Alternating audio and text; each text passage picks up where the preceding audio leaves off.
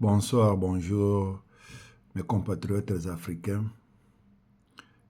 Nous voudrions parler avec vous sur l'intelligence économique. L'intelligence économique ici, c'est comment se nourrir face à la rareté des ressources. C'est ce que nous voulons réfléchir ensemble. Parce que c'est la question qui frappe la plupart de nos compatriotes, la plupart de nos pays. Voilà pourquoi nous voulons partager une réflexion autour de cela, une manière de faire autour de cela, des projets autour de cela, pour nous en sortir de cette difficulté. Alors, voilà pourquoi ce n'est pas un problème qui n'est pas connu. Le problème, ce n'est pas le problème qu'on ne connaît pas, mais c'est un problème que tout le monde connaît, mais de la manière dont on connaît, qui est totalement faux. Voilà, aujourd'hui, nous voulons parler des attitudes et de nos comportements. Ça fait très longtemps que nous avons des attitudes et des comportements par rapport à notre misère, que nous pensons que c'est correct.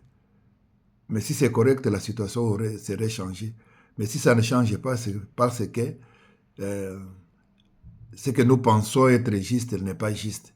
C'est ce qu'Einstein a dit, que faire la même chose et croire que les choses vont changer, c'est ce qu'il a appelé la folie. Pourquoi je parle d'attitude et comportement? C'est parce que j'essaie un peu d'échanger avec vous. Qu'est-ce que nous pouvons faire pour nous en sortir? La recette peut être là, mais il y a des préalables.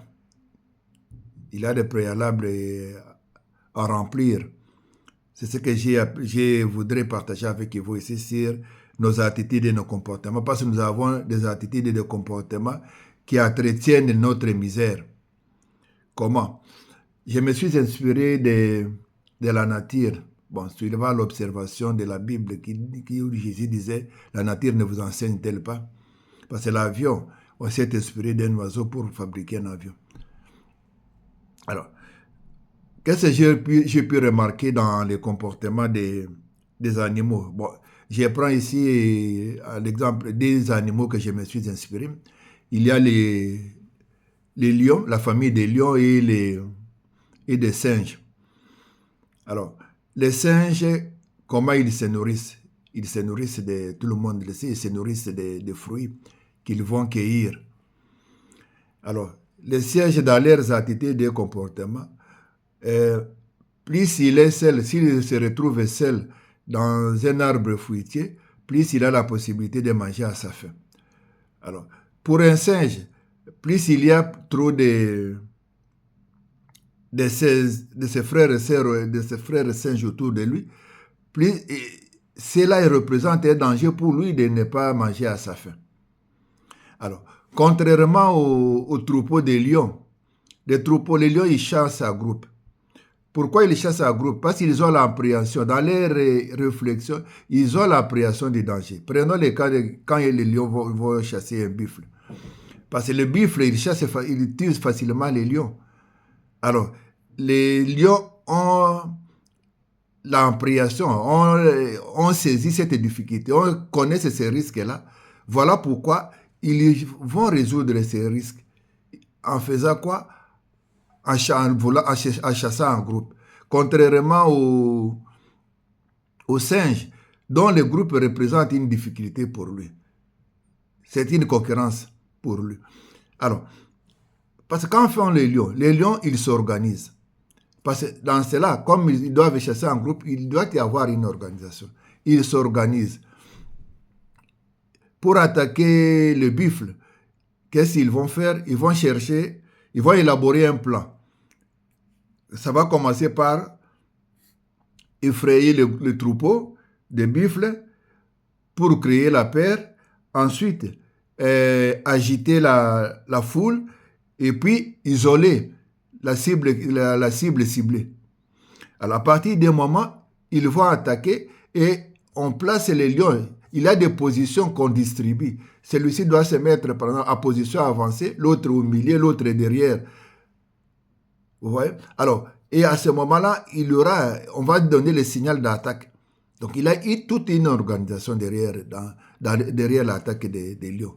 Et c'est ainsi qu'ils arrivent à tuer les buffles, où ils vont manger, tout le monde va manger à sa faim.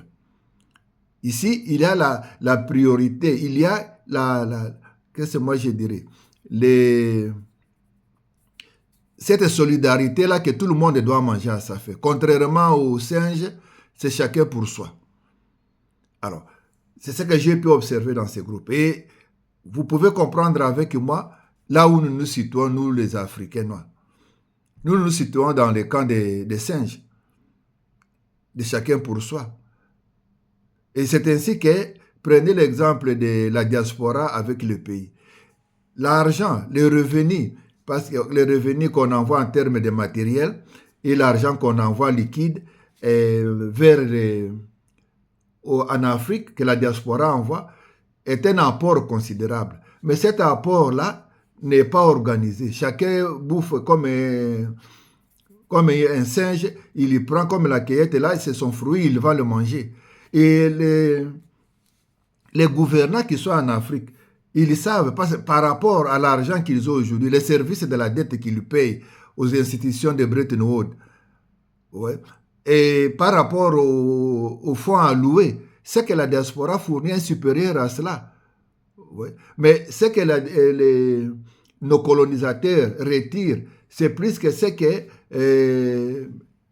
l'effort de la diaspora est en train de faire. Parce que l'argent que la diaspora a envoyé, aussitôt que l'argent arrive, l'argent là tombe entre les mains de nos colonisateurs qui les retournent dans leur pays. C'est comme les prêts qu'ils ont avec les institutions de Bretton Woods. L'argent reste en Europe, mais c'est le matériel et les services de la dette.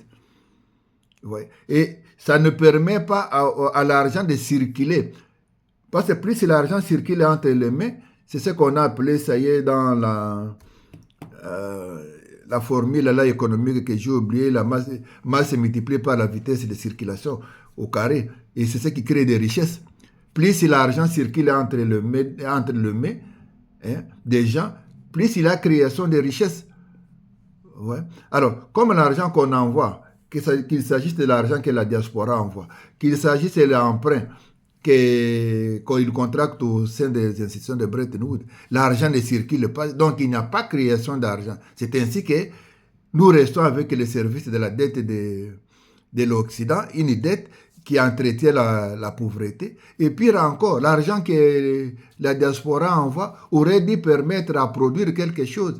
Si on aurait mis en place un système que cet argent-là, avant de retomber entre les mains de nos colonisateurs, que cet argent-là circule entre 10 mains, par exemple, à l'intérieur de chaque pays, cela aurait créé des richesses qui seraient que, malgré nous sommes encore là où nous en sommes, nous n'avons pas encore entré l'ère de l'industrialisation, mais notre misère ne serait pas ce qu'elle est aujourd'hui. Voilà ce que j'ai voulu partager avec vous, que nous devons changer d'attitude et de comportement pour trouver un moyen que, avec l'argent qu'on nous envoie, l'argent qui passe entre nos mains, nous pouvons trouver, mettre en place, comme les lions mettent une organisation, un plan pour que cet argent puisse circuler entre nos mains et créer des richesses, créer de la richesse, au lieu que quand l'argent entre, il retourne aussitôt, et c'est ce qui entretient la misère. Et nous nous en sortirons jamais en entretenant la misère de cette façon. C'est ce que je voulais partager avec vous et à la prochaine.